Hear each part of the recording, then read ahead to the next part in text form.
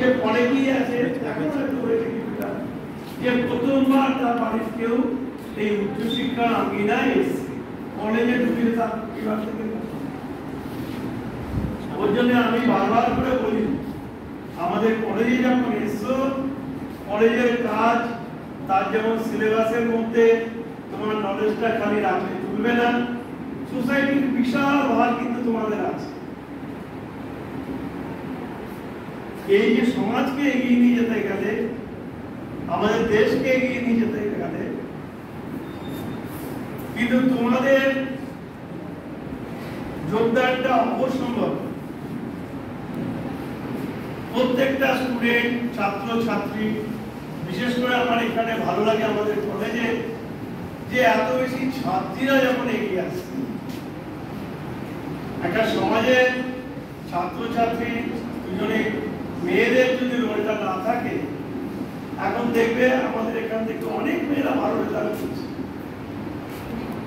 এমন অনেক কিছু অনেক পরিবার আছে যাদের কিনা মানে পিছিয়ে পড়া, তাদের শিক্ষার অংশগ্রহণে পরিবার রাজি থাকে না, বাল্য বিবাহ হয়ে যায়, সেটা আমরা এখনো ঠেকাতে পারিনি। পণ প্রথা এর বিভিন্ন রকম আছে। আমি ভবিষ্যতে যদি এগুলো যদি ঢোকানো যায়, আমি বলবো যারা আধিকারিক আছেন এই কনজিউমারের মধ্যে কেন এটা হবে না, এটাকেও যদি ঢোকানো যায়। যে চিটিং হলো এটা যদিও আমাদের ইয়ে আছে তোমার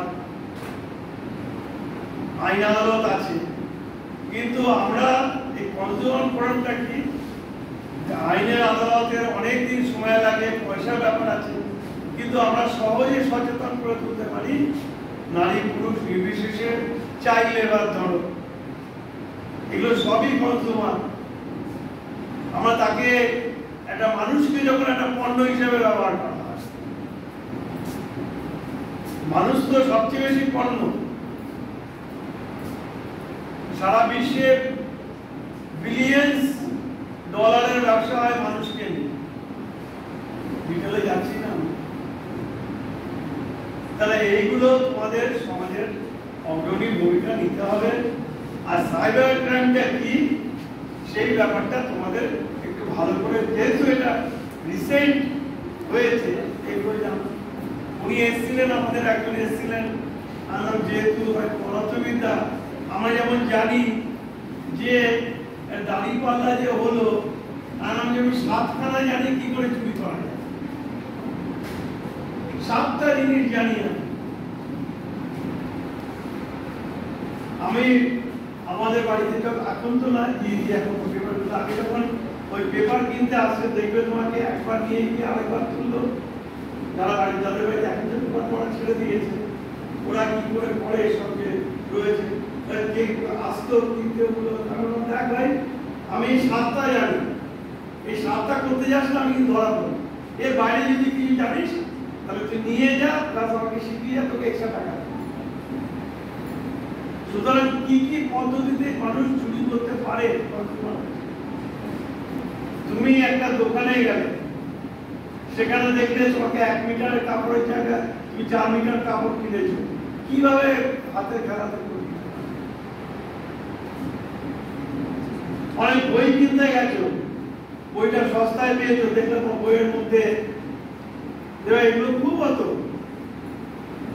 এই কলেজে আসতো, ধরো ভালো দামি ডিকশনারি নিয়ে এসছে, আমিও একবার ঠকেছিলাম, থেসারাস নিয়ে এসছে, বেশ সস্তায় বইটা কিনে নিলাম, অনেক ডিসকাউন্ট। পরে বাড়িতে গিয়ে দেখি যে তার ভিতরে 100টা পাতা নেই। এগুলো প্রচুর জিনিস আছে। তোমাদের আমি চাই কি আমার কলেজের ছাত্রছাত্রীরা খালি একদিকে নয়, যেমন এসএসসি আমি চালু করেছি, তোমাদের ধরো আইএস হতে হবে, আইপিএস হতে হবে, সরকারি চাকরি পেতে হবে, হয় এখানে না হোক বাইরে হবে। আমরা রিসেন্টলি আমি একটা কোর্স চালু করার বিষয়টা কোর্স চালু করবে,